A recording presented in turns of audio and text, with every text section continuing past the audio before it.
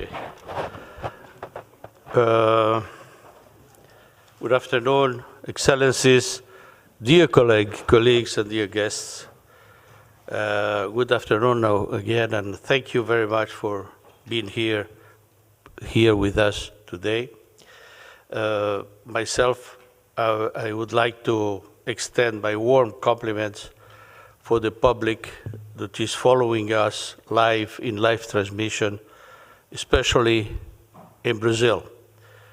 Bem-vindos a todos.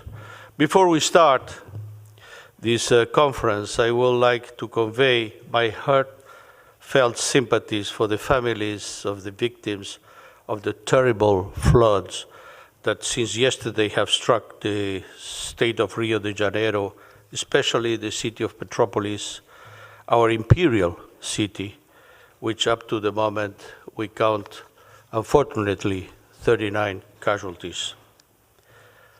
My dear colleagues, I'm very proud to be here today to open this colloquium, Don Pedro de Alcântara, the Monarch composer. With these symposiums, the permanent delegation of Brazil to the UNESCO, together with the Embassy of Brazil in France, and I thank my good friend and colleague, Ambassador Luis Fernando, to be here with us, inaugurates a series of events which will take place along the whole year to celebrate the bicentennial Brazil's independence, 1822-2022. Over the past 200 years, our country has come a long way from a sparsely populated agrarian colony based on slavery to a modern, vibrant, multicultural, and multiracial democracy. Many important challenges still lie ahead of us, but we cannot underestimate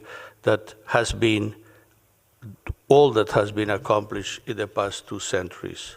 And the events that will be held throughout this year will try to present different aspects of this history. In our view, it is fitting that we start our celebrations from the beginning with the one man whose action set Brazil definitely on the path of independence, Don Pedro de Alcântara, the first emperor of Brazil. For this reason, we have invited for this colloquium a very distinguished team of specialists who will be speaking about Don Pedro, historic significance, his music, and the nomination of these musical archives to the Memory of the World program. With us here today, we have Faxon Banda, Chief of the Documentary Heritage Unit responsible for UNESCO Memory of the World program, Rosana Lanzelotte, harpist, chordist, musicologist, and director of the project Musica, Brasilis, Maurício Vicente Ferreira Jr., director of the Imperial Museum in Petropolis, Rio de Janeiro, to whom I pay my solidarity for the terrible events of yesterday and today. Maurício Assumpção, journalist and researcher, author of the book, The History of Brazil in the Streets of Paris. And we will also have a pre-recorded intervention from David Kramer, professor from the University Nova of Lisboa. But before we pass the floor to our special guest, please allow me a few words on the subject of this colloquium. Brazil's independence was not the work of a single man, but the culmination of a long process started in the 18th century with the spread of the Enlightenment ideals. By the end of the century, local revolts against Portugal rule were already breaking out in different parts of the colony. However, it was actually under the Portuguese crown that Brazil has its first glimmer of independence. In 1807, Fleeing invasion by Napoleon's troops, Don João, Prince Regent, and afterwards King of Portugal, decided to transfer his court to Brazil. Suddenly, Rio de Janeiro became the capital of the large Portuguese empire, which spread to Africa and Asia. When the Napoleonic Wars ended in 1815, and the great powers met in Vienna to redraw the maps of the world, the future of Brazil was also in question. What would become of Portugal's largest American colony? At first, on Talleyrand's suggestion, Don João decided to remain in Rio and adopted the formula, the United Kingdom of Portugal, Brazil, and Algarve, thereby elevated the colony to equal status with the mainland. But pressure for his return mounted in Portugal. In 1821, after a liberal revolution seized power in Porto, Don João decided to return, leaving the eldest son, Don Pedro de Alcântara, as Prince Regent in Brazil. On his departure, the Portuguese king is said to have instructed his son, if relations came to a breaking point, to seize the crown himself and put it on his head before some adventurer came up and does it. As relations between the colony and the mainland deteriorated rapidly, the young prince, who was only 22 at that time, embarked on the adventure of his life. Ordered by the Parliament of Lisbon to return to Portugal on 9th January 1822, Don Pedro responded firmly, "Fico," which means "I stay." That was Don Pedro's Rubicon. From then on, independence became inexorable, and it was Don Pedro himself who could proclaim it on 7th September with the famous word, independence of death, or death. There followed both independence and death, as troops stationed in Brazil, which remained loyal to Portugal, reinforced by Lisbon, fought those that remained loyal to the Prince Regent, who became Emperor of Brazil as Don Pedro I. By the end of 1823, war was won, both at land and at sea. On 29 August 1825, Portugal recognized Brazil's independence, and both countries signed a treaty of friendship.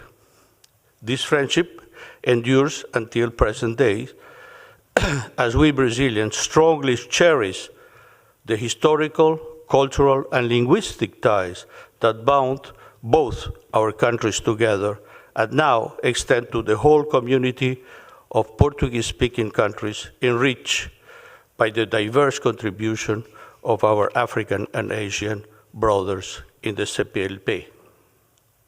As emperor, Don Pedro's reign was not long, as he soon found himself in conflict with local political classes over the constitutional arrangements for the newborn nation. In November 1823, he dissolved the Constitutional Assembly and granted a constitution himself in 1824. A few months later, he overcame a separatist rebellion in the north of the country. Upon the death of his father, João VI, in 1826, Don Pedro inherited the Portuguese throne as King Pedro IV. But he soon abdicated in favor of his infant daughter, Dona Maria da Glória. Not, however, before granting Portugal a constitution as well, inspired by the Brazilian text.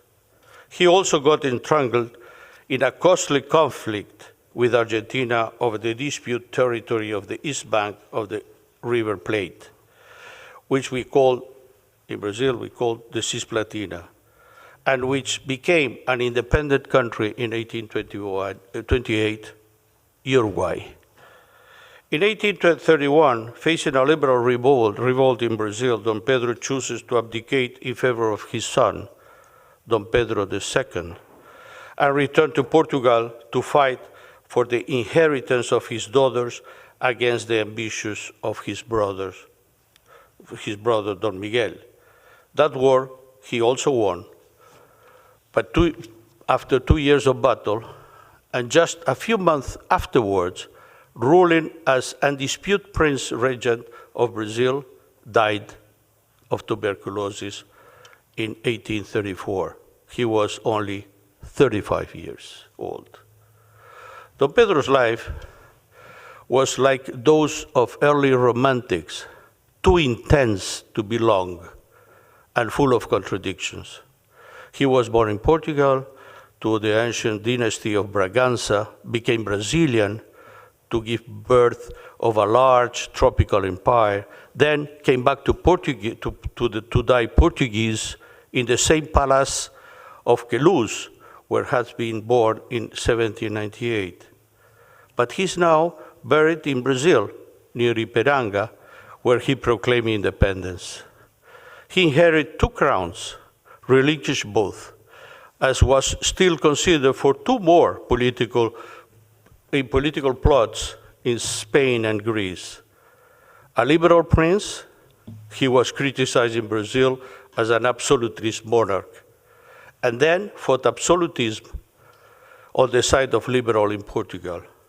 He fought three major wars and won 2, where the odds were heaviest against him. He had 2 wives, and one, and he loved them, at least for a time, but he was most passionate for his mistress, especially Marquis of Santos. It was, he said, an absent father. He nonetheless made his 2 children monarch of 2 different nations. But what was the greatest legacy of Dom Pedro? In a sense, Brazil's independence already existed in all but name during the years of his father, Dom João VI, because he ruled the empire from Rio de Janeiro. And the independence has not been proclaimed. If the independence had not been proclaimed by Dom Pedro in 1822, it would certainly have come sooner or later through the hands of, as quoted, some adventurer, in the words attributed to his father. The greatest legacy of Dom Pedro, no doubt, lies in Brazil's unity. A single country united by Portuguese language, comprising the immense American landmass that formerly belonged to the Portuguese crown, and that was his legacy more than anyone else, because it was he who embraces the project of a centralized constitutional monarchy proposed by José Bonifacio de Andrade Silva, to which he granted the legitimacy of his office as Prince Regent. He fought and won the War of Independence with scarce resources and rebellious troops at his disposal, and he would ensure the maintenance of Brazil's unity through his short but eventful reign. The unity outlived the empire he created, which ended in 1889. As we celebrate the bicentennial this year, the Brazilian territory that exists today as a federative republic is basically the one that he gave birth in 1822. Brazil's unity was, therefore, Dom Pedro's greatest legacy. It was not, however, his only one. And we are here today to talk about a different legacy, which has nothing to do either with politics or war, but which is music. Normally considered a not very learned character, especially when compared to his son, Dom Pedro II, a cultivated intellectual who knew 12 different languages, Dom Pedro was actually an accomplished musician. A pupil of Neukomm, himself disciplined disciple of Haydn, Don Pedro played the cello, the clarinet, and the bassoon, and was a composer on his own right. He loved music and was habitué at the Imperial Theater in Rio de Janeiro. When he came to Paris in 1831, as ex-emperor, he found time between plotting to overthrow his brother Don Miguel and raising an army to invade Portugal, to frequent two opera houses, to befriend Rossini, and to take dance lessons in order to shine in the balls of Louis Philippe court. He even had a piece premiered in the Opera of the Italians, conducted by Rossini. It was Don Pedro who composed Brazilians' Independence Anthem, which is familiar to all Brazilians and continued to be chanted in official celebration, but not many people know he was the author. And his music, his music legacy, is hardly known outside specialized circles. This is a pity, for as you will see, listen to some excerpt that will be presented in this colloquium. Don Pedro's music was hardly amateurish, which puts him in the company of other known monarch composers such as Alfonso X of Spain, Frederick the Great of Prussia, and Prince Johann Ernest of Saxe-Weimar. It is for this reason that as we work on both sides of the Atlantic for rehabilitation of Don Pedro's musical legacy, Brazil has decided to present the nomination of the documental archives of Don Pedro's musical scores to be inscribed in the memory of the World Program. Brazil highly regards the memory of the World Program, as we believe it is our memory that shape our identities, and our identities that make us people and nations.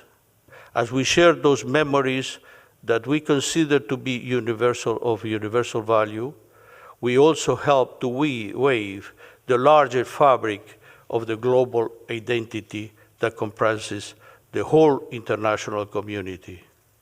This is the vocation of UNESCO and the main purpose of the different registers, such as the World Heritage List or the Representative List of Intangible Cultural Heritage of Humanity.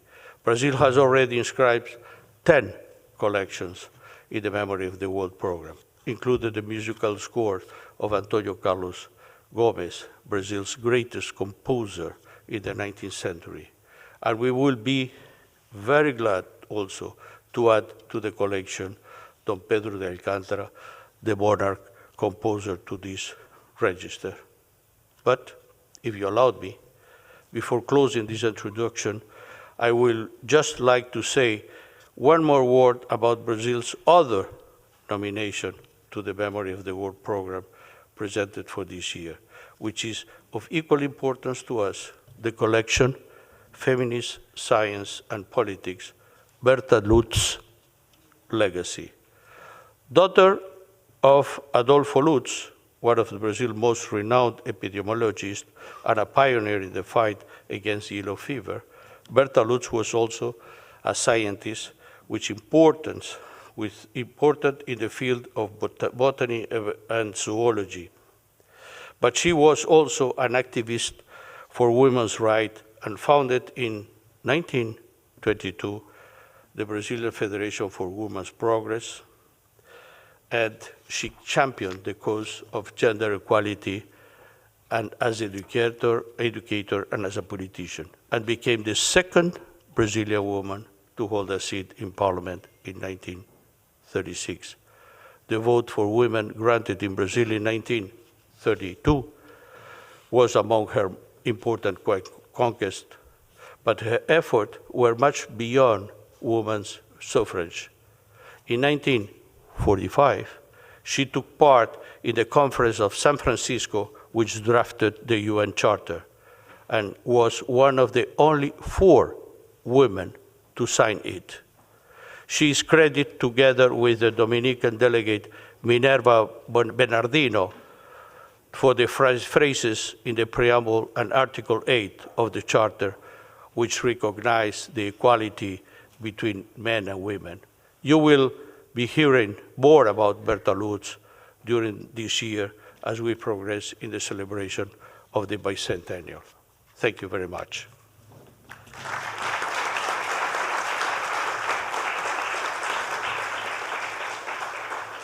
Thank you very much. I will now pass the floor to our first speaker, Faxon Banda, Chief of the Documentary Heritage Unit, who will speak about the Memory of the World Program. Mr. Banda, our host from UNESCO Secretary today, is one of our most important collaborators in the communication and information sector, and we are very glad that he accepted our invitation to speak in this colloquium. Mr. Banda, the floor is yours.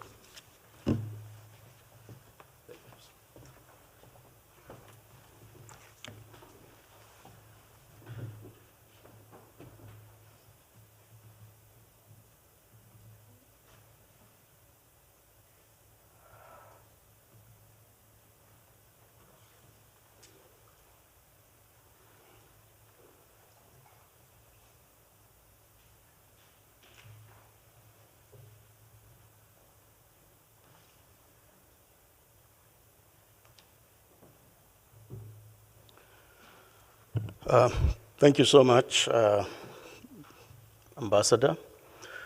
Needless to say, I'm so glad to join you in this celebration. I accepted this invitation to do one thing, and I hope that this will be the takeaway message from my presentation. It is that the Memory of the World program is much more than just the register. That's the argument I want to make this afternoon, important though the register is. So to help me do that, I will structure my remarks, first of all, in terms of the key objectives that underpin the Memory of the World program. Secondly, by giving you a sample of the activities that we undertake in between nomination cycles for the register. And finally, I will indicate the key strategic directions in which we are moving. Hopefully, by the end of that, you will have had a clearer idea of what it is we do.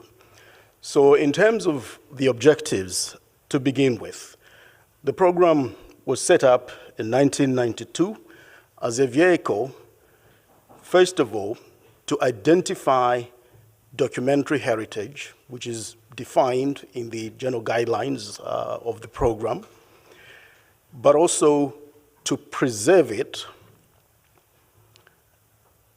and thirdly, to enhance universal access to it. More importantly for us, in 2015, member states resolved to adopt the recommendation concerning the preservation of and access to documentary heritage, including in digital form.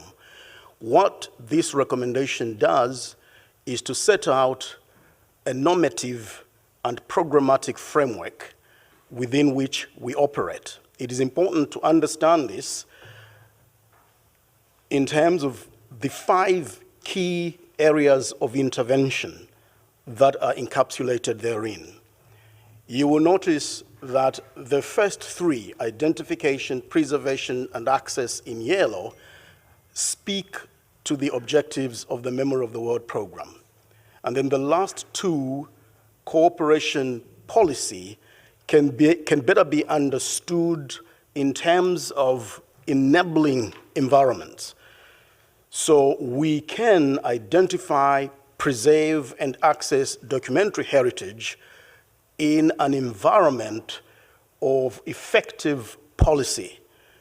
So also can we do that in an environment of national and international cooperation. So the other 2 indeed are enablements. they are an enabling environment for what we do. An important point to make with respect to this recommendation, especially for the benefit of all the member states that may be here, is that we will be launching the second round of consultations, which will lead to member states reporting on the implementation of this recommendation in the last 4 years. And so I want to take this opportunity to appeal to you all to take this endeavor as seriously as possible.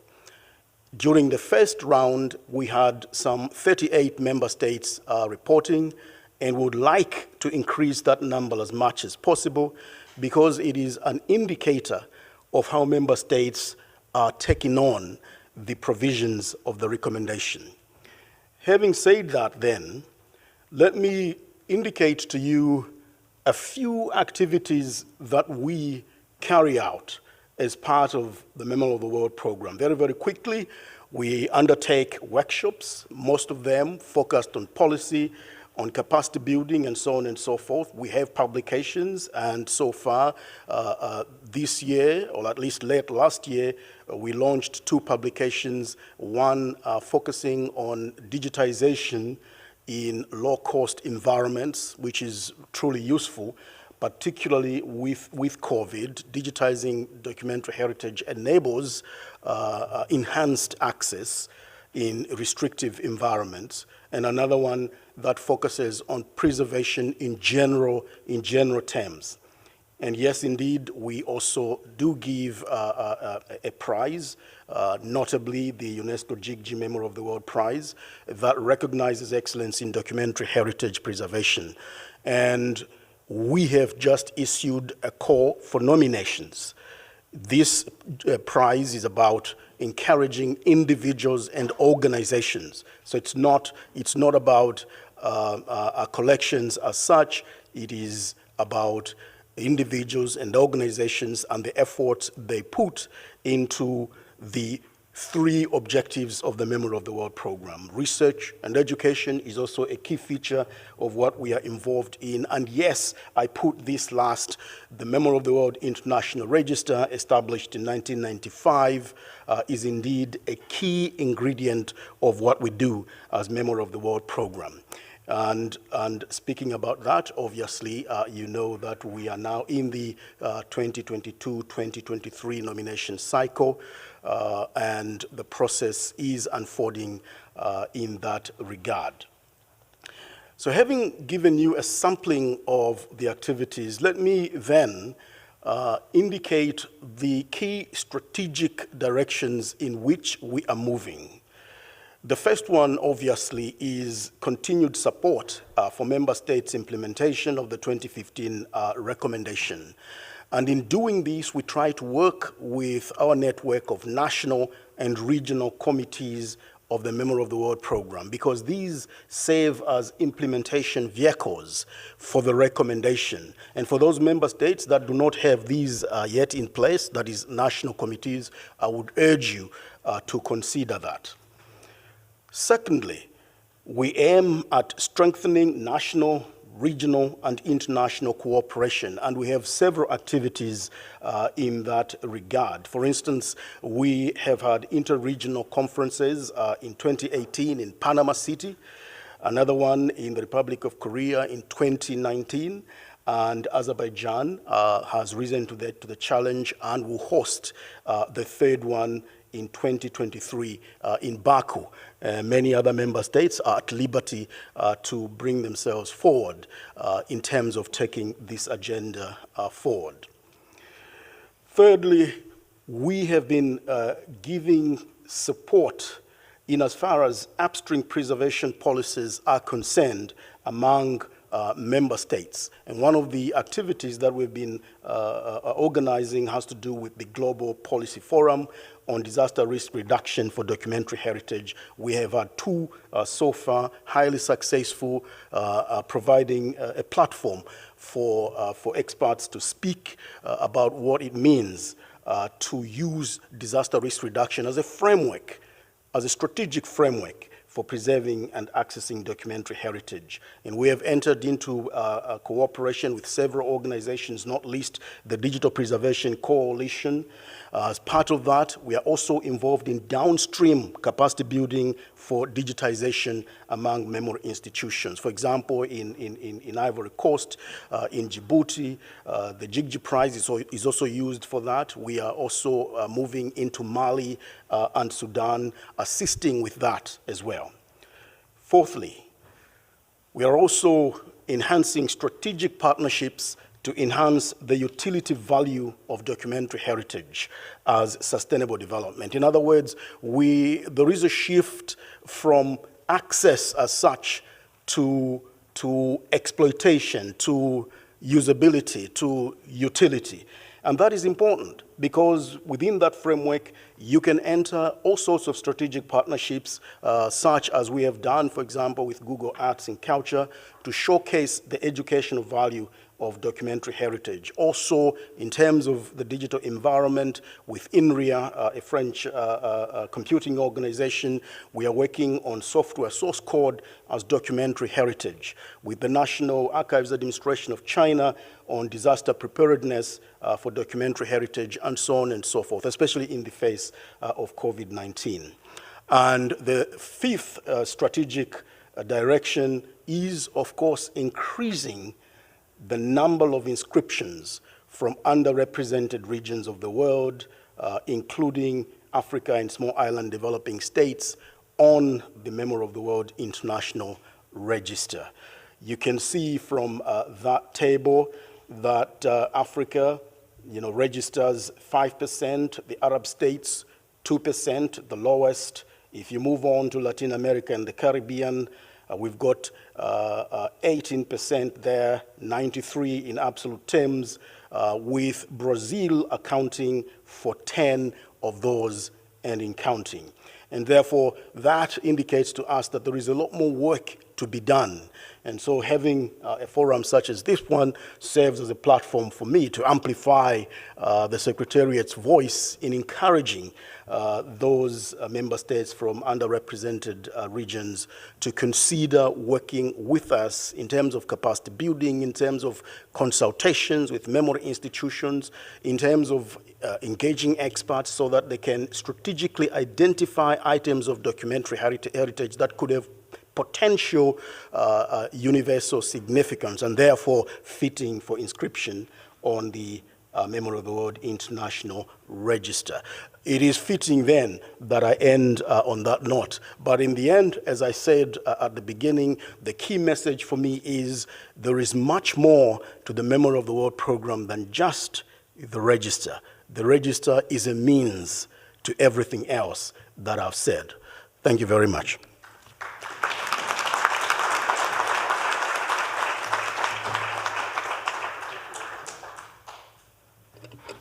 Thank you very much. Now, I will invite Rosana Lanzelotte to speak about the music of Don Pedro de Alcântara. As creator and director of Musica Brasilis project, Ms. Lanzelotte carries out a remarkable work in the collection and the recording of Brazilian classical music. Her knowledge and assistance were crucial not only for the preparation of this colloquium, but most especially for the preparation of this nomination. You have the floor, Madam Lanzelotte. Thank you.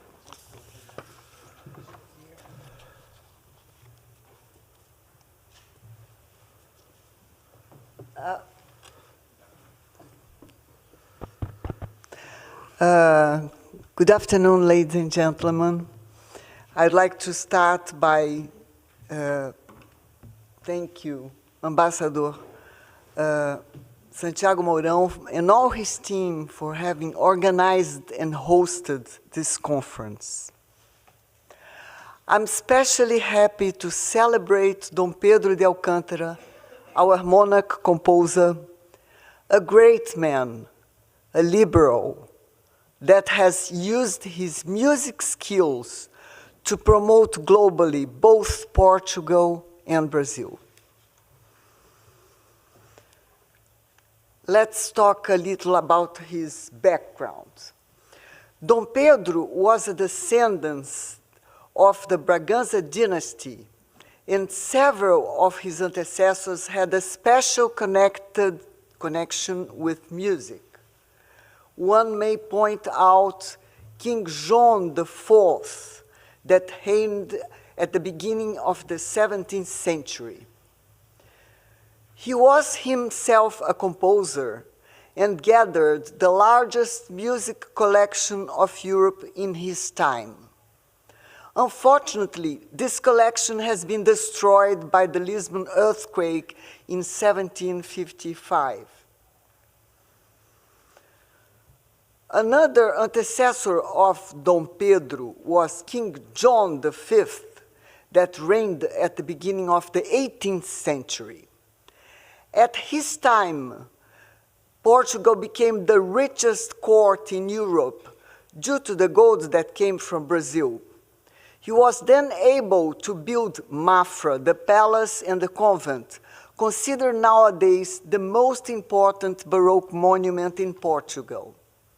He was also able to import prominent musicians. Among them, the most noticeable is Domenico Scarlatti, that became his daughter's music teacher, Dona Bárbara. Another antecessor of Dom Pedro, his father, Dom João, who was the grandson of Dom João V, he would become the sixth later, has chosen Mafra as his preferred residence. During his regency from 1792 on, 6 organs were built in the church, the only such example so far. Dom João was very keen of music and had at Mafra the company of Marcos Portugal, the most celebrated Portuguese composer at that time. Marcos has written several works for the 6 organs, and these manuscripts belong nowadays to Mafra's outstanding library. As our ambassador has already told you, at 1807, the Portuguese court went to Rio to escape Napoleon invasion. One of the first acts of Dom João, still a prince Dom João at that time, 3 months after his arrival in Rio, he has created the Royal Chapel for greater splendor of the liturgy. The Royal Chapel was an institution that should provide music and all the needs of liturgical services. As chapel master, he designs José Maurício Nunes Garcia, the most important Brazilian composer of his time. One can also notice the increase of musicians and singers coming to Rio at the time Dom João was regent and then king. As he was very fond of music, he imported several European musicians, all paid with his own resources, in Portuguese, o real bolsinho. In this table, you can notice the increasing number of instrument players and singers arriving in Rio. And a special number of them come as a consequence of the Vienna Congress and the creation of the United Kingdom of Portugal, Brazil, and Algarves. This has an enormous impact in the development of the country with the arrival of artists, scientists, and diplomats. The Portuguese court was very fond of opera. When Dom João comes to Rio, there was Teatro Régio, but he considered it not good enough for the opera he would like to listen to. So he started the construction of Real Teatro São João, that is inaugurated in 1813. You can see in this table which operas were staged in Rio in that period. And you can notice that Rossini was the most popular composer so far.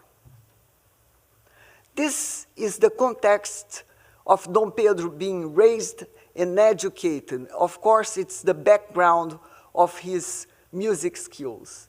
And he had, as one of his main music teachers, because he had several, he played 12 instruments, as our ambassador said, and he had Marcos Portugal, which was a very good opera composer, as his teacher, as well as his sisters. For the music lessons, Marcos transcribed arias from his operas. You can see in this manuscript belonging to the Imperial Museum, fortunately, an aria dedicated to Dom Pedro by the hand of Marcos Portugal. So now let us talk about Dom Pedro de Alcântara, the composer. He lived not many years, but he could let us a number of his compositions. So I divide this discussion in 4 groups. Amazingly, Dom Pedro has started his composition métier by writing waltzes. In 1816, he had a new music teacher because Sigismund Neukomm, the Austrian composer, had arrived in Rio after the French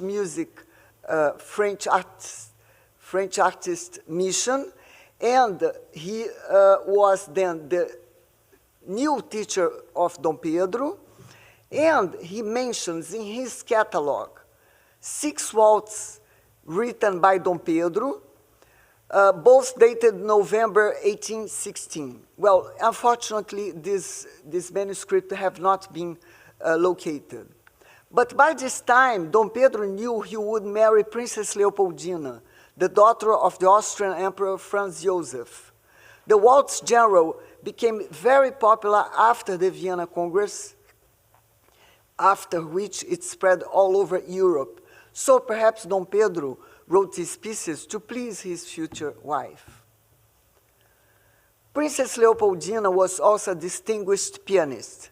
She was a descendant of the Habsburg dynasty, and when she goes to Rio, she brings an important music collection. You can see here a cover page of a concert that has been dedicated to her by her former master in Vienna, Kogelur.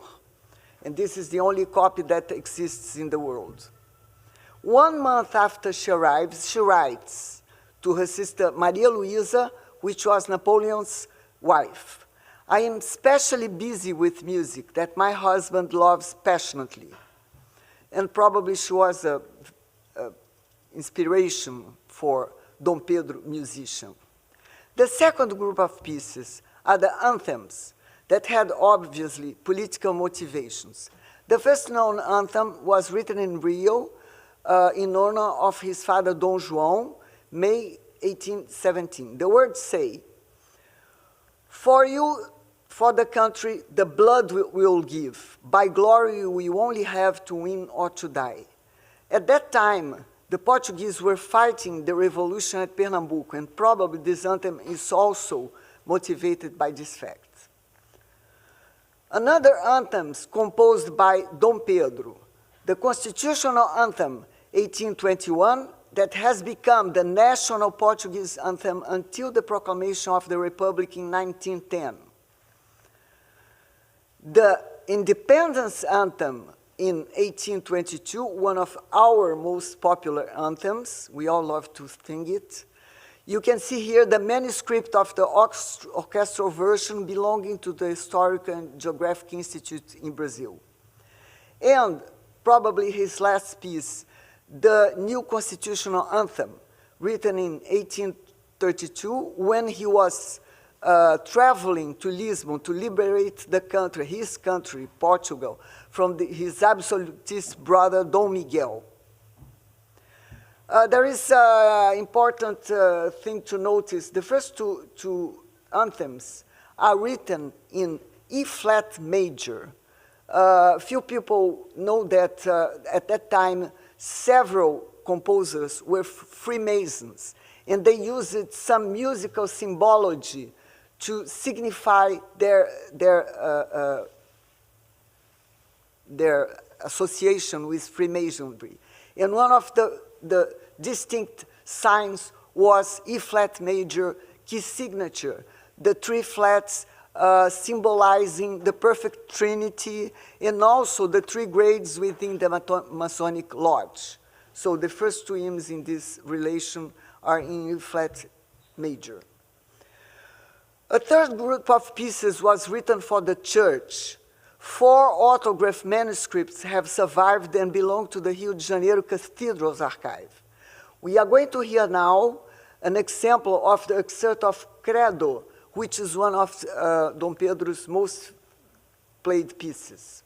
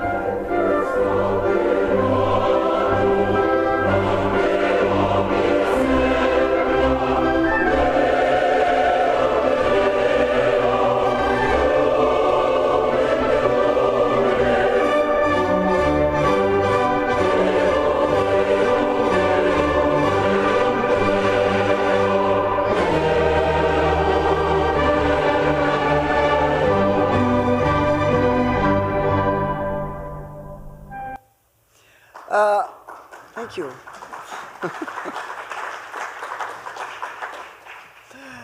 You probably noticed the intervention of the clarinet.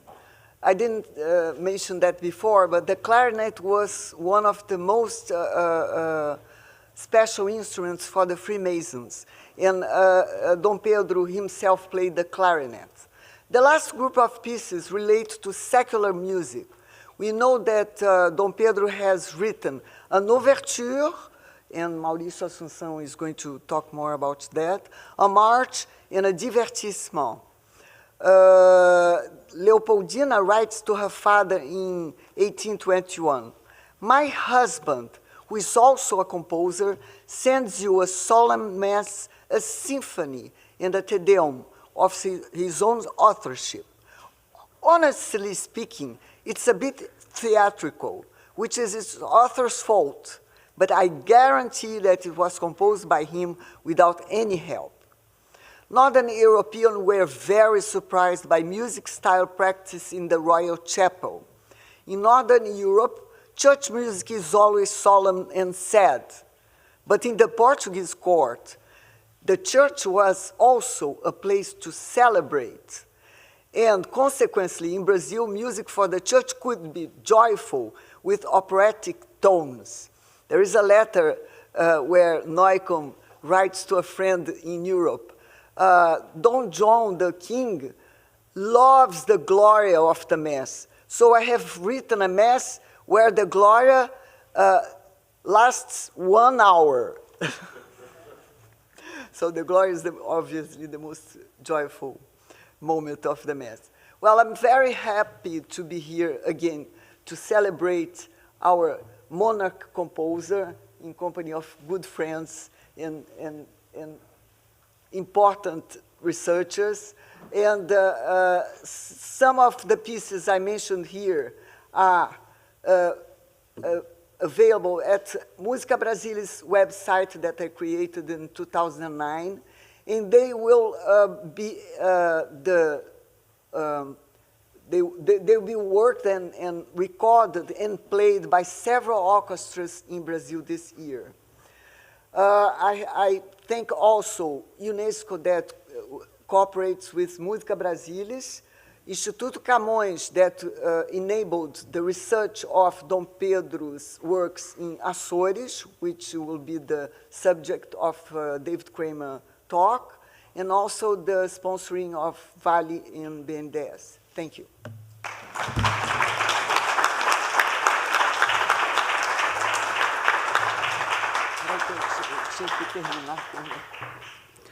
Thank you very much, Rosana. Thank you very much. Now we will watch a pre-recorded intervention from Professor David Kramer from Universidade Nova in Lisbon. Unfortunately, Professor Kramer could not be here with us today, but he's one of the main researchers who worked painstakingly on the rehabilitation of Dom Pedro's musical score. He will speak about the sources and editions of the works of Dom Pedro. Let's watch the video. Okay. Good afternoon. It's a great pleasure for me to be able to take part in this afternoon's conference. I'm sorry not to be able to be with you all in person, not least because I'd like to be able to hear my colleagues speak. Before I begin, I would just like to take this opportunity to thank all those that have made this event possible. The members of Brazil's permanent delegation to UNESCO, Ambassador Santiago Mourão, and Minister Councillor André Chemon de Lima, and particularly my colleague and friend Rosana Lanzelotte, who has so ably put this event together. I would also like to thank the Camões Institute in Brasilia, which made possible my research visits to oportuna Angra do Heroísmo, the results of which you will hear during this talk. So let me just share my PowerPoint and then I can begin.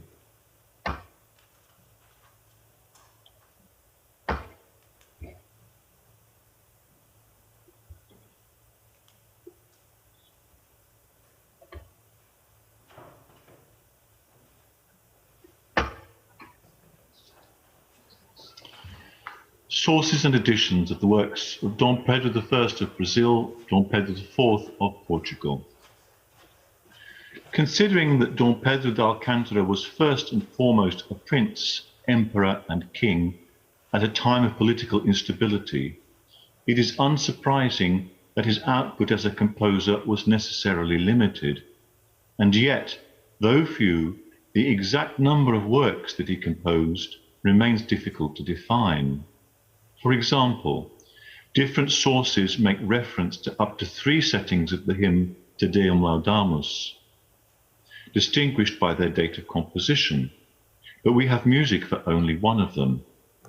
This immediately begs the question as to whether there were in fact more, or whether this disparity merely reflects confusion over the date of composition of the Te Deum that we do possess. Further clouding the question, on the one hand, there are certain attributions that would seem to be based more on fantasy than documentation, while on the other, we cannot preclude the possibility of discovering unknown works whose attribution there is no reason to doubt.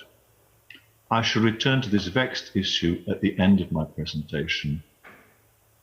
For the present purposes, I shall limit the scope of my study largely to works for which we have reliable sources, most of which have been recovered and are available in modern editions.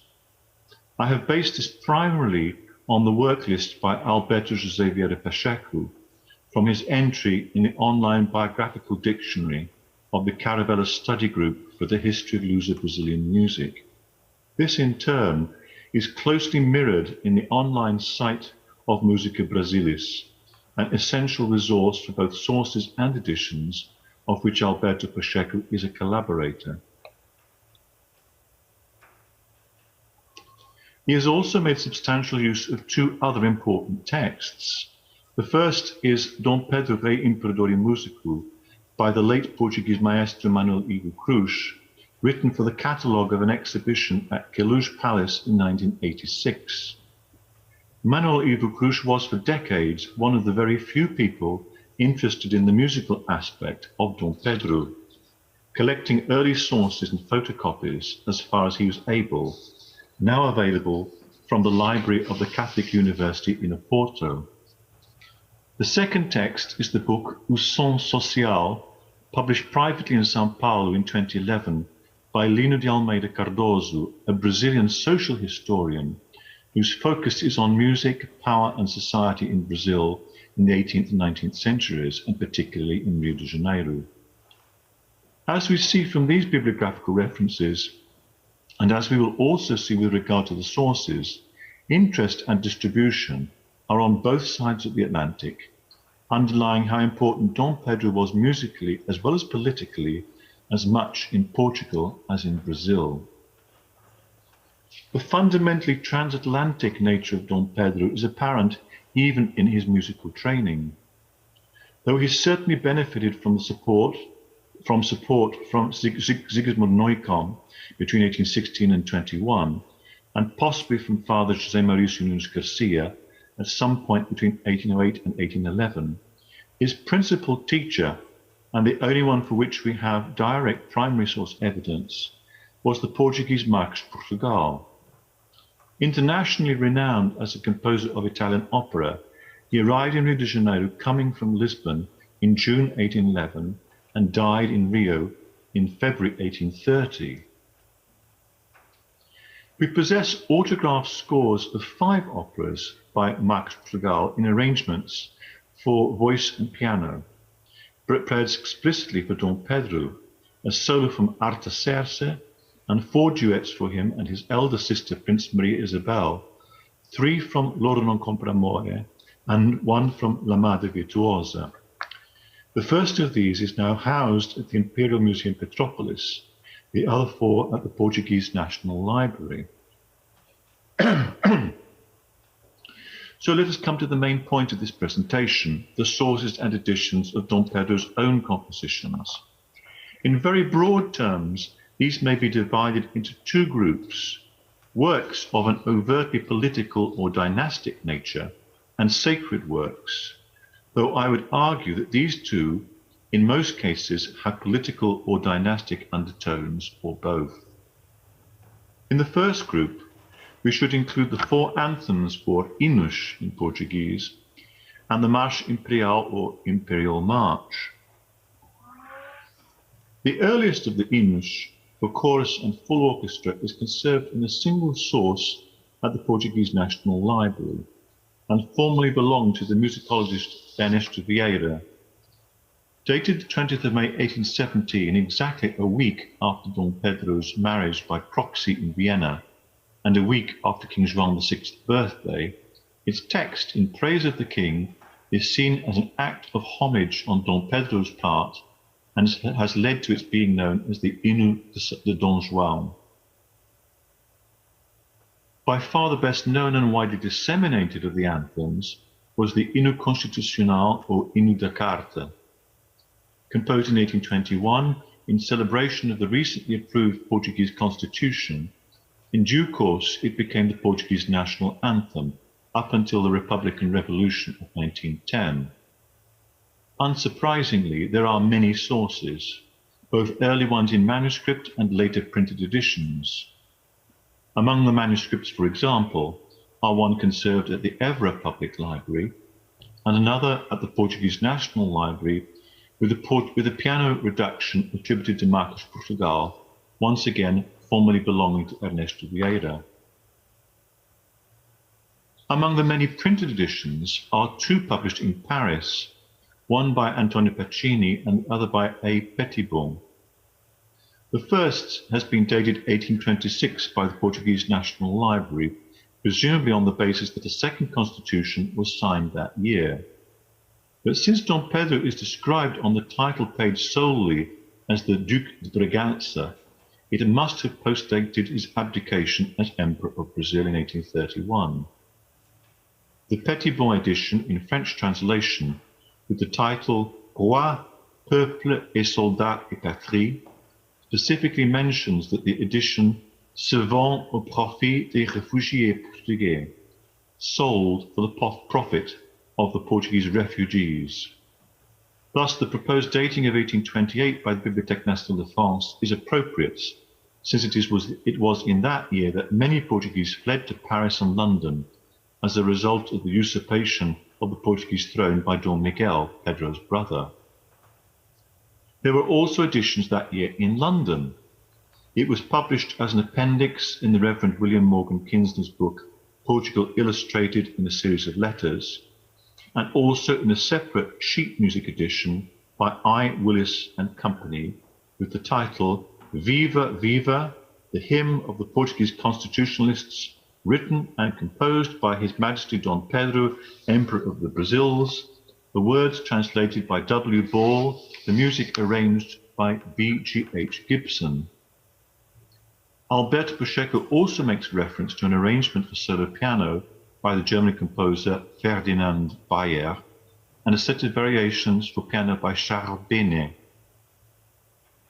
The third anthem, the Hino à Independência do Brasil, also known as the Hino Imperial or Hino Constitucional, remains to this day an official anthem in Brazil. The oldest known source in a manuscript is a manuscript in the Instituto Histórico e Geográfico Brasileiro in Rio de Janeiro. Though some commentators have dated it to the 7th of September 1822, the day when Dom Pedro declared Brazilian independence, there is no evidence that this was the date of composition, and most researchers would propose a slightly later date.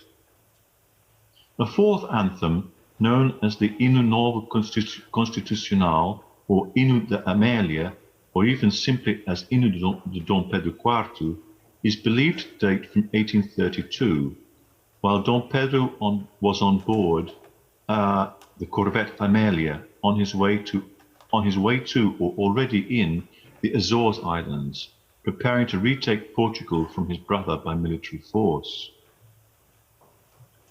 The manuscript conserved at the Portuguese National Library also attests to its being composed aboard corvette Amélia. There's a comment at the bottom of the title page. It became well known in the 19th century and was published in 1893 by César das Neves in the first of the 3 volumes that make up his Cancioneiro das Músicas Populares. He also tells us that it was played systematically in Brazil on festive occasions relating to Dom Pedro. Lastly, among the overtly political or dynastic works is the Marsh Imperial, which, the only surviving source for clarinet and piano duet, is at the Portuguese National Library. The rather curious scoring suggests that this is probably an arrangement of what was originally a work composed for a military band with or without orchestral strings, and with an obbligato clarinet part. The clarinet was indeed extremely popular in Brazil from soon after the arrival of the Portuguese royal family in 1808 and during succeeding decades. All of the anthems, as well as the Imperial March, have been edited by Alberto Pacheco and published by Musica Brasilis.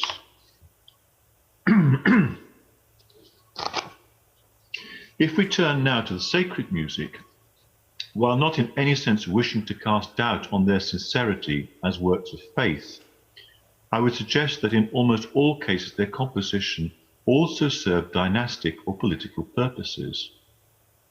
I earlier mentioned the existence of references to 3 versions of Te Deum Laudamus by Dom Pedro, probably all relating to the single one for which we have a source.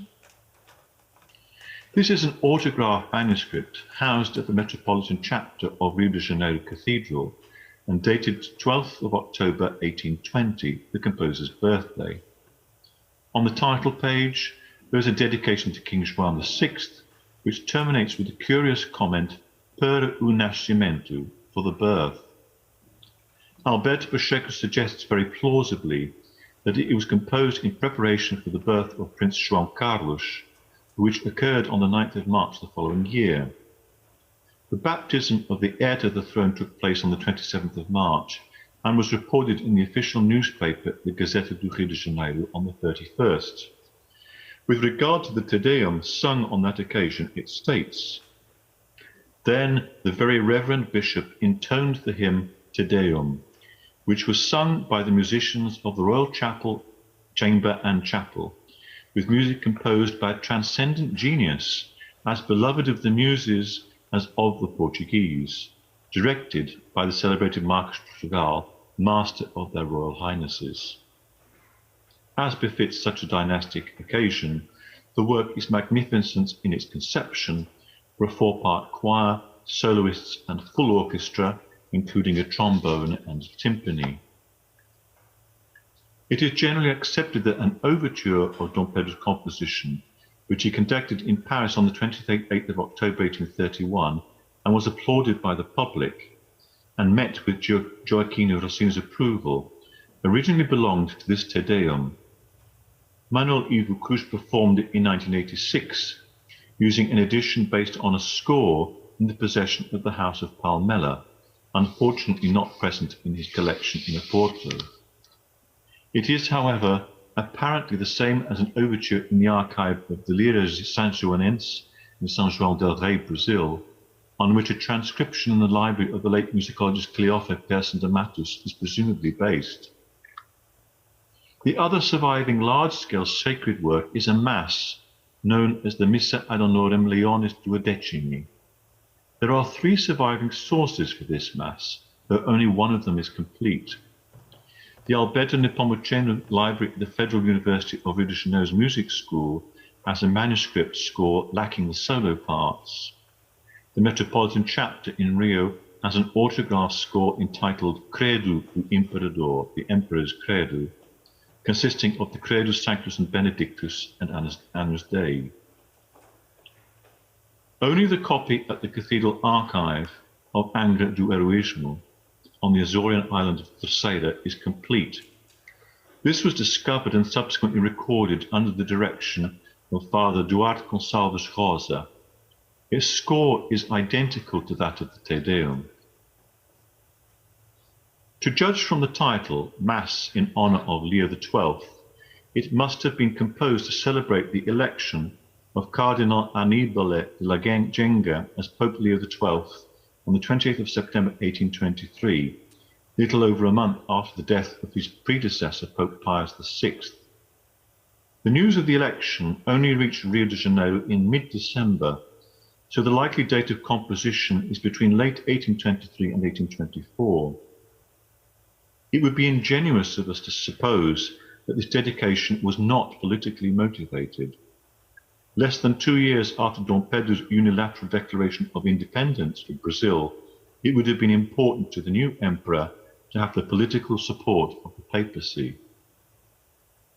Although there is no known source for it, Dom Pedro evidently composed an earlier Mass, which was performed together with his Te Deum under Father José Mauricio Nunes Garcia's direction in September 1821, as reported in the Gazeta do Rio de Janeiro on the 21st of that month. The Metropolitan Chapter of Rio Cathedral also preserves two shorter compositions using the same musical resources as the two works described above. The first of these is a set of 3 responds for St. Pedro de Alcântara's Day, celebrated on the 19th of October each year, exactly a week after Dom Pedro's birthday. Considering that he wrote no response for any other day in the liturgical year, we have to conclude that his choice was dynastically motivated, glorifying himself by enabling his name day to be celebrated in the Imperial Chapel with music of his own composition. The other work, bound together in the same volume with the St. Pedro de Alcântara response, is the Marion Hymn or antiphon Sub tuum Presidium. Liturgically versatile, but particularly associated with the Compline canticle Nunc Dimittis, its text, calling on the Virgin Maria's protection, is striking within the political frictions with which Dom Pedro had to contend. And I quote, "Beneath thy protection we take refuge, Holy Mother of God. Do not despise our prayers in our necessity, but from all dangers always free us, O glorious and blessed Virgin." Musica Brasilis has published modern editions of all of the sacred works, the Te Deum, Missa ad honorem Leonis Duodecimi, and Subtuum Presidium, transcribed by Antonio Campos, the St. Pedro de Alcântara Responds, and the Overture, transcribed by Jean-Isaac Marx. On the ISMLP site, there are also modern editions of Subtuum Presidium and the Te Deum Overture, transcribed by Rafael Salas Arantes. The first of these, published in 2015, is curious in that the transposing instruments indicate their respective transpositions in the full score, but are written at actual pitch, that is to say, untransposed. The Overture, edited in 2020, brings this idiosyncrasy in line with normal practice, that is to say, with the transposing instruments transposed.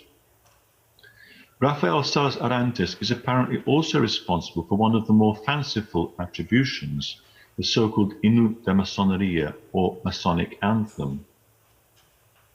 The piece in question appears in a publication entitled Coleção de Hinos Brasileiros, published around 1900 by the Casa Artur Napoleão in Rio de Janeiro, where it has neither an attribution nor a text. The editor supplies both, but provides no evidence for either. We must suppose the attribution to be spurious. On the other hand, we can never exclude the possibility of hitherto unknown works appearing, or musical sources being found for works that we currently know of only from references. My own research led to the discovery of a short sacred work bound in with the Missa ad honorem Leonis Duodecimi, the whole volume of which is attributed to Dom Pedro. It is an a cappella mass for Ash Wednesday, consisting of just the Kyries, Sanctus and Benedictus, and Agnus Dei, and the tract versical Adjuva nos Deus. Evidently penitential in intention, the upper part throughout is based on a tone, with a simple homophonic accompaniment in stile antico in the other three parts. Let me just come out of the PowerPoint. As I mentioned at the beginning of the presentation, there are a few other works that can plausibly be attributed to Dom Pedro, and in his dictionary entry, Alberto Pacheco, with due critical caution, provides such evidence as there is for these attributions. Like him, I have been unable to trace any sources for them, and therefore I haven't spoken about them. And to conclude, let us then just listen to a short extract from the Missa ad honorem Leonis Duodecimi, the opening of the Credo.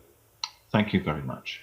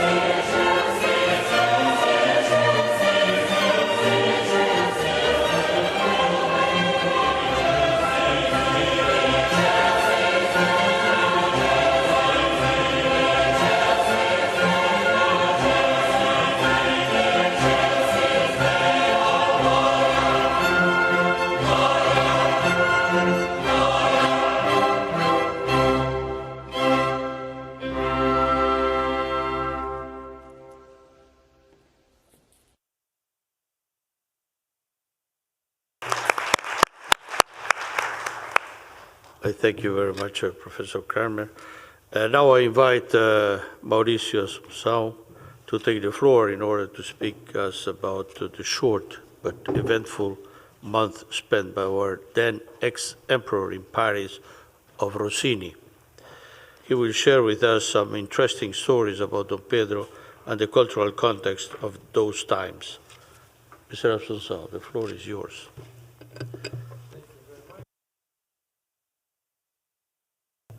Here we go. Boa tarde. Good afternoon, ladies and gentlemen. First of all, I would like to thank the Ambassador Santiago Mourão and the Brazilian delegation at UNESCO, as well as Dr. Rosana Lanzelotte, for the invitation to be here talking about Dom Pedro of Brazil and Portugal. I would just click on here. Yeah, everything is in place for this presentation. Right. The first question is, what was Dom Pedro doing in Paris? What was this ex-emperor of Brazil doing in Paris and not in Portugal? Most people in Brazil ignore that Dom Pedro spent 6 months of his short life in France, simply because this part of his life is not considered Brazilian history anymore. It's more like Portuguese history. And that's exactly what makes Dom Pedro's life so fascinating. He's a fundamental historical figure in 2 countries, in 2 different continents, just like his French hero, the Marquis de Lafayette. After abdicating the Brazilian throne in 1831, Dom Pedro could not go back to Portugal, where his brother had become king in a coup d'etat, seizing the throne that was reserved to Maria da Glória, Dom Pedro's daughter. So leaving Brazil, Dom Pedro, his wife, the Empress Amelia, and his daughter crossed the Atlantic Ocean to arrive in Cherbourg, Normandy, in the 2nd week of June 1831. Funny enough, he did not meet Louis-Philippe, the king of the French, until July 26. The question is, why? Why did he take nearly 6 weeks to meet the king and the French politicians who could try to help him in his mission to rescue the Portuguese throne from the hands of Dom Miguel, his tyrant brother? Well, if you look at the historical alliance between Portugal and the United Kingdom, it was clear that Dom Pedro expected to find support, first of all, among the British politicians. Indeed, he was very welcomed by King William IV, but the Whigs, who had just won the election for the British Parliament, were not willing to show support for Dom Pedro's plan to invade Portugal. The fear was that this kind of direct intervention in the Portuguese affairs could lead to friction with the Holy Alliance of Russia, Prussia, and the Austrian Empire, who were very much inclined to support Dom Miguel.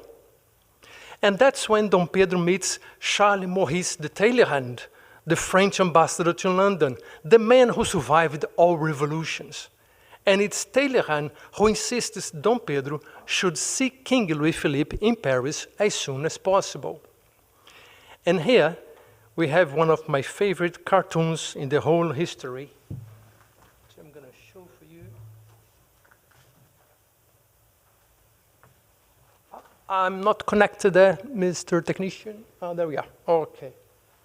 So this is a 1831 cartoon by Honoré Daumier in a newspaper, in a Parisian newspaper called Le Rire. And it represents perfectly the geopolitical situation in Europe at the time. And what we see on my right-hand side is Dom Pedro, who is willing to get the crown from his brother on the left-hand side, Dom Miguel. And behind Dom Pedro, we have a man with a top hat, which actually King Louis-Philippe, because he was the king bourgeois. And on the on my left-hand side, we see the Holy Alliance of the Austrian Empire, Russia, and Prussia supporting Dom Miguel, who were more conservative and absolutist. So I think, in my opinion, this is one of the best cartoons ever in Brazilian Actually, this is more like Portuguese history than Brazilian history. But because we like so much Dom Pedro in Brazil, we always consider his life part of Brazilian history. So there we go. What happened to Dom Pedro once he was in Paris? Dom Pedro was welcomed by the king and by the French people as a liberal monarch who had abdicated his throne in defense of the Brazilian constitution. That was the image Dom Pedro liked to project of himself, although we know that his authoritarian temperament was one of the main reasons why he lost political support in Brazil and consequently was forced to renounce. But now in Paris, Dom Pedro was the exotic emperor from the tropics, the romantic hero who was ready to sacrifice his life to rescue the Portuguese crown for his daughter Maria da Glória, the legitimate heiress of the Portuguese kingdom. It's a shame that, despite this positive image, the French government refused to help Dom Pedro just like the British did. Once again, neutrality was the word of the day, and the French didn't want to get in trouble with the Holy Alliance. If anything, the best the French could do was to close their eyes and pretend that Dom Pedro was not assembling a fleet of war vessels and recruiting an army of mercenaries inside the French territory. Still, as a gesture of kindness and friendship, King Louis-Philippe offered Dom Pedro and his family the Chateau De Medon as a provisional accommodation. The family, however, occupied the place for no more than 2 months. The chateau was massive, but it was cold and quite far from Paris. As soon as he could, Dom Pedro moved his family to a house he rented at Rue de Courcelles, just behind the church of Saint-Philippe du Roule, in one of the most prestigious neighborhoods in Paris. It was in that house, still there today, that he would organize meetings to raise money and plan the invasion of Portugal. But life in Paris was not all about war. It was also about entertainment and family life. In the 19th century, Paris was by far the most exciting city in the world. And Dom Pedro, brought up in Rio de Janeiro, that remote land in South America, was looking forward to experience life in full. Opera, theater, concerts, art exhibitions. Dom Pedro, his pregnant wife, and his children could be seen everywhere. About his children, it's worth mentioning here that they belonged to 3 different women. There was Maria da Glória, 12 years old, future Queen of Portugal. She was the daughter of the late Empress Leopoldina, Dom Pedro's first wife. Then there was Isabel Maria, 8 years old, who was the daughter of Dom Pedro's most famous Mrs., Domitila de Castro, the Marquise of Santos. And the last one, and there was the soon-to-be-born Maria Amélia, daughter of his current wife, Amélia von Leuchtenberg. It's worth noting that the wife herself was only 19 years old. So, at home in Paris, Dom Pedro was constantly surrounded by the love of his 4 girls. No wonder he gave far more time to music and to his family than planning the invasion of Portugal in the company of ruthless mercenaries. Now, it was during this period of 6 months in Paris that Dom Pedro met another of his lifelong idols, the Italian composer Joaquin Rossini.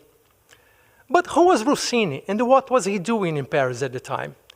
Joaquin Rossini was, without a shade of a doubt, the greatest opera composer of the first half of the 19th century. Until 1831, Rossini had already composed 39 operas, including the classic The Barber from Seville. His latest work, Guillaume Tell, was actually to be his last opera, as Rossini decided to retire that same year when he was only 39 years old, at the climax of his career.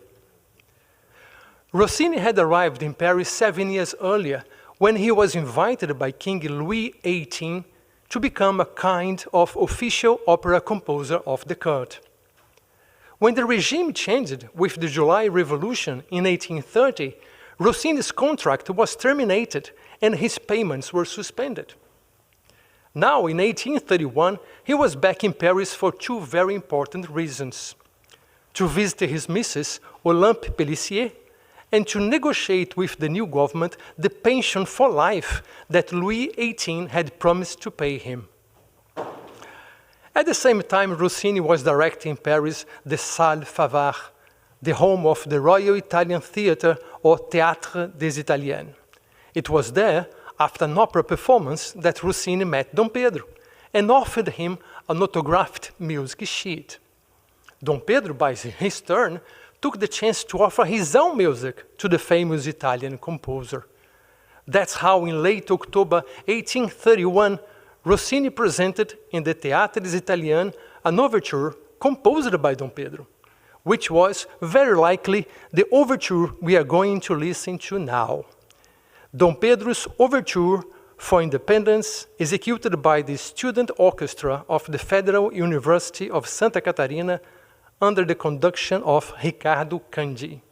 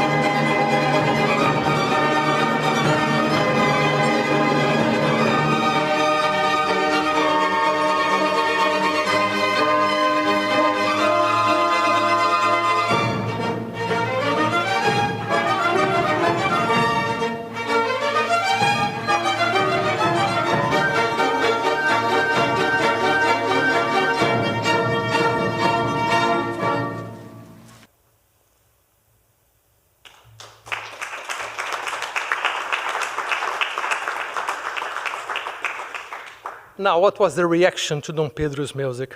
Most of the Parisian press was positive about Dom Pedro's saga against his brother in Portugal. When it comes to Dom Pedro the composer, again, most of the press was very positive, including the periodicals specialized in music in France and abroad. Most reviews praised his overture and the way it was conducted. The English magazine The Harmonicon even said that Dom Pedro had conducted the orchestra himself, which I believe might be a mistake. Other French papers say that Dom Pedro conducted not the performance, but the rehearsals, which sounds more likely. Having said that, there was a part of the press, the legitimist side, who made strong opposition to King Louis Philippe and his protégés. At least two main conservative papers, Le Figaro and La Mode, worth noticing is not the same Le Figaro as today, it's a different newspaper. Le Figaro and La Mode, they defended the Ancien Regime, and they were ready to criticize Dom Pedro with mockery and sarcasm. One of them proclaimed, "Now we know why the Emperor Dom Pedro had to renounce. The Brazilians could not stand his music any longer." Another paper found a solution for the invasion of Portugal. "No need for war. It's enough to play Dom Pedro's music to expel Dom Miguel and his soldiers from Lisbon." Now, leaving aside the press irony, Rossini was indeed pleased with Dom Pedro's music. The evidence for that was revealed 24 years later, in 1855, when Rossini met the Austrian composer Sigismund Neukomm. The two men met in Trouville, Normandy, where Rossini was resting on the coast. The dialogue between them was registered by the German composer Ferdinand Hiller and published in the English magazine The Musical World. According to Hiller, Rossini asked if it was true that Joaquin had lived in Brazil. Joaquin said yes, he was a member of the French artistic mission in Rio de Janeiro, and he taught music to the young Prince Dom Pedro. I know him, said Rossini. I met him in Paris, and I played his music in the Théâtre des Italiens. It was well executed and obtained a very respectful amount of applause. So, Rossini, I think, was quite happy with the work of Dom Pedro. Now, if Dom Pedro hasn't become a famous composer, it was not for lack of talent, but lack of time.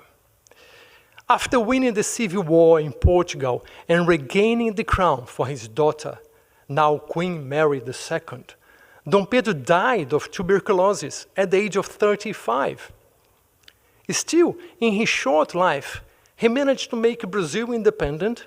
He abdicated 2 thrones and won a civil war against his own brother, not to mention the 21 children he fathered with his 2 wives and multiple lovers.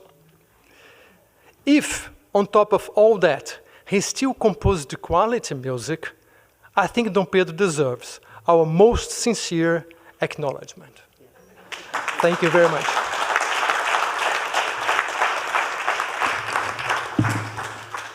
Thank you very much for this presentation. My friends, to close this conference, we will have a presentation by Mr. Maurício Vicente Ferreira. As director of the Imperial Museum in Petrópolis, Mr. Ferreira is responsible not only for this nomination, on which he has been working tirelessly for a very long time, but also for other important 19th century collections inscribed by Brazil in the Memory of the World program, such as the photographic collection of Dom Pedro II, son of Dom Pedro I, and the musical scores of Antonio Carlos Gomes, one of Brazil's greatest composers. Mr. Ferreira, please take the floor. Thank you.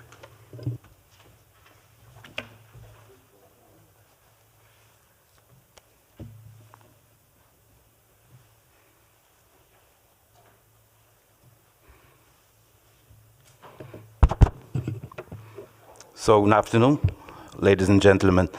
It's a pleasure to be here today. I would like to offer my sincere compliments to Mr. Santiago Irazabal Mourão, Brazilian ambassador to UNESCO. And also, Mr. Ambassador, many thanks for your sensible remarks about the tragedy that occurred yesterday in my city, down there in Petrópolis, Brazil. Also, present my compliments to Mr. Faxon Banda, coordinator of UNESCO Memory of the World program, and to the professors Rosana, Lanzelotte, David Kramer, and Maurício Assumpção. I also present my acknowledgements to Brazilian diplomats responsible for this conference. César Barro, André Chermont, not here, unfortunately, and Alexandre too. And to my colleagues from the Museu Imperial in Petrópolis, Brazil, especially the researchers, Alessandra Fraguas and Cláudia Costa, and the graphic artist, Jorge Milek. The documentation proposed to the UNESCO International Memory of the World Register is composed by 11 documents, manuscripts, 8 music scores, and 3 letters, and 3 printed musical scores, totalizing 14 items related to the Dom Pedro de Alcântara, Emperor of Brazil as Dom Pedro I and King of Portugal as Dom Pedro IV, here the so-called the Monarch composer. The documents belong to 4 different public and private institutions in Brazil. The Cabildo Metropolitano do Rio de Janeiro, that belongs to the church, Biblioteca Alberto Nepomuceno, a Escola de Música da Universidade Federal do Rio de Janeiro, Federal University of Rio de Janeiro, and to the Instituto Histórico e Geográfico Brasileiro, and finally, to the Museu Imperial. The candidature represents the international circulation of liberal ideas in the early 19th century, the war against absolutism, and the historical contest of independence of Brazil and the constitutionalist ideas that based the Bragança's monarchies both in Portugal and Brazil. Before I start the formal presentation of this candidature, I'd like to give you a little background about our first emperor. Dom Pedro de Alcântara was the grandson of Queen Maria I and a son of King Dom João VI. He was born at Queluz Palace, Portugal, in 1798. He died in the same very room in 1834, the room named Dom Quixote. Here you can see his father, Dom João, and his mother, Dona Carlota Joaquina, at the time of their marriage in 1785. Carlota Joaquina was only 11 years old, and Dom João, 18 years old. Dom Pedro married twice. First with Dona Leopoldina of Habsburg, daughter of Francis I, Emperor of Austria, in 1817. Unfortunately, she died at the age of 29 in 1826. So 3 years later, in 1829, Dom Pedro married Dona Amélia of Leuchtenberg, who was in fact a daughter of Eugène de Beauharnais, son of Josephine, wife of Napoleon Bonaparte.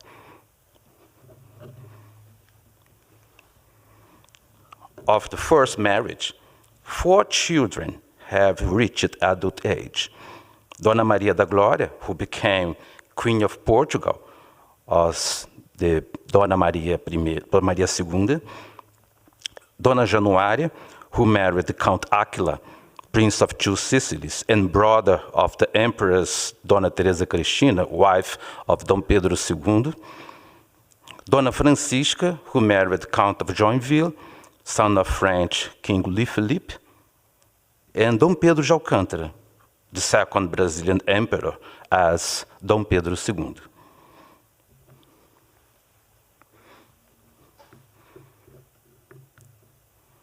A man of 2 continents, a monarch of 2 countries, and a composer of 2 worlds.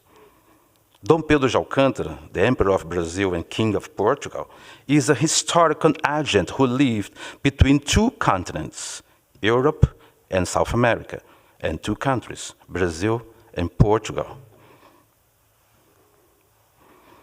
Between his birth and death, there is an unusual life across the passage to the 19th century.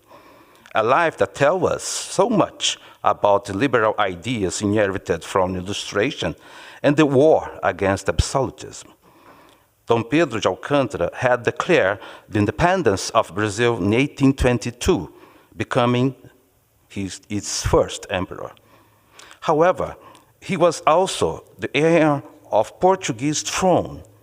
In this condition, he had abdicated in favor of his daughter, Dona Maria da Glória, in 1826, after his father's death. In the same way, in 1831, in Brazil, we renounced to the Brazilian throne in favor of his son, Dom Pedro, and returned to Europe. From anger do heroísmo, Dom Pedro organized a military combat against his brother, Dom Miguel. The liberal army, commanded by Dom Pedro, won the war after 2 years of combats. And finally, the constitutional monarch was installed in Portugal. So, the most notable signs of the documentation are the questions about the political dispute. The documents there contained reveal the relationship between culture and politics. The anthems that celebrate the victory of constitutionalist ideas can demonstrate the liberal ideas circulation and the Occidental network of intellectual sociability that involved the Emperor of Brazil and the heir of Portuguese throne. The manuscripts and original letters belonged to the Emperor Dom Pedro I personal archive, reveal a recognized monarch around Europe, not only because his political skills, but also because his attention to the arts and science, where the music had a privileged space. In Portugal and Brazil, Dom Pedro de Alcântara was trained in music by important scholars such as Diogo Garcia, José Totti, Luísa Pio, Father José Maria Nunes Garcia, Marcos Portugal, João Domingos Bom Tempo, and Sigismund von Neukomm. Dom Pedro de Alcântara was known as the Rei Orquestra, the orchestra king. He played 12 musical instruments and composed several works that become important references in musical catalogs. Among his compositions, there are religious music and, above all, political themes. In this sense, the documentation also points to the transition from sacred to profane arts, an important record of the construction of secular thought in 19th century. Dom Pedro de Alcântara's compositions were printed, and these anthems had circulated through Europe, from Portugal or Brazil to France, England, Germany, and Austria. More than an artistic composition, these anthems support a political idea. Then, the most historical significance of this documentation is the enlace between culture and politics.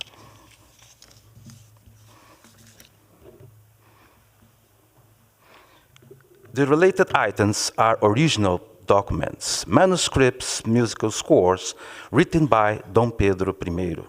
Among them, there are musical scores copies, manuscripts, and ink produced between the 19th century and the beginning of 20th century. The main idiom in this documentation is Portuguese language, what reveals the political and cultural links between Brazil and Portugal, especially in the 19th century, when the independence of Brazil has been constructed. The letters, manuscripts, and ink belonging to the personal archive of the royal family of Portugal and imperial family of Brazil. They are original manuscripts items produced by Dom Pedro I during the contest of independence of Brazil. The most important one is the anthems of Brazil's independence, composed by Dom Pedro I in 1822, a truly landmark of the Brazilian history. The document was donated to the Instituto Histórico Geográfico Brasileiro on November 22nd, 1861, by Francisco Manuel da Silva, one of the most important Brazilian musicians of the 19th century. There are also printed items, dating from 19th century especially, with remarks. The circulation of these works spread Europe and America. On the other hand, these compositions reveal the scenario of rise of liberalism in early 19th century. There are marks of the manufacturers and providers of material supports that appear in the documentation.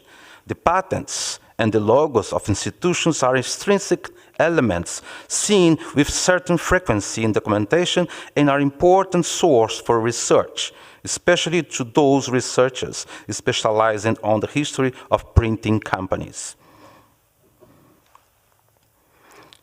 The significance value of this candidature, Mr. Banda, to the world is based on a quite interesting aspect: the worldwide widespread of these compositions, even during the Dom Pedro lifetime.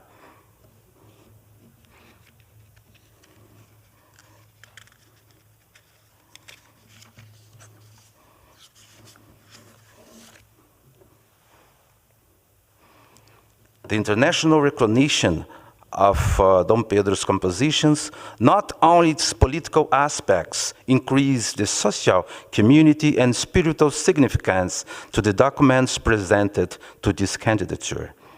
An example is a note published in London in 1830 by the English Reverend James Walsh, a Protestant preacher that traveled across Brazil during the 1820s.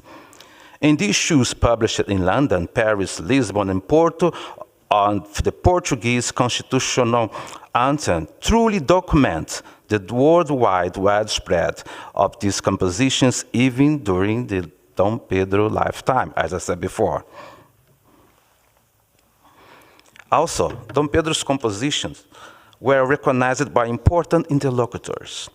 Among the manuscripts, there is a letter wrote by C.F. Miller, composer and teacher of Frederick Guillaume College in Berlin in 1829.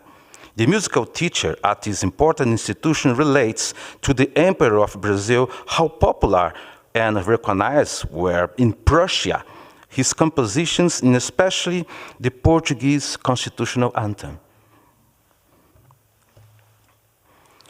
The year of 2022 offers an extremely important occasion to celebrate Dom Pedro I and Dom Pedro IV as a recognized composer of two worlds, America and Europe, because it marks the bicentennial of independence of Brazil. In addition, the documentation is presented in the subsequent commemoration of bicentennial of Maria da Gloria's birth.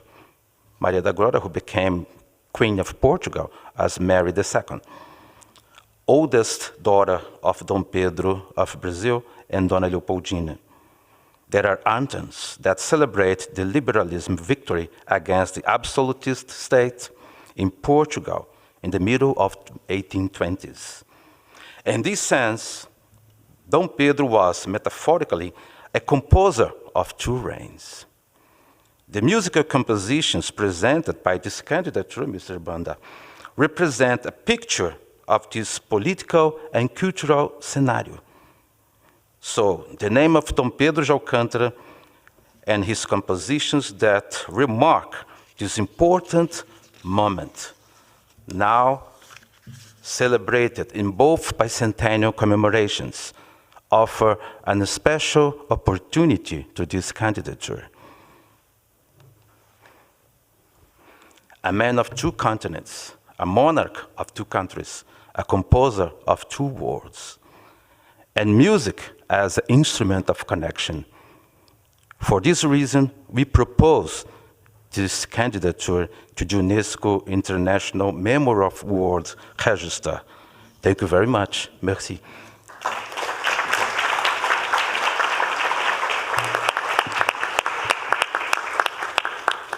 Thank you very much, Mauricio Vicente. Thank you very much for this explanation.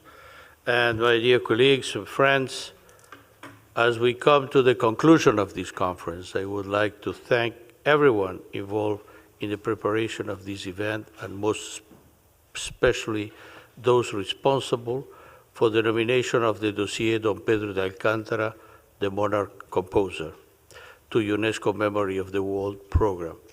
I would also like to thank the Secretariat of the program, especially Mr. Banda, for its support.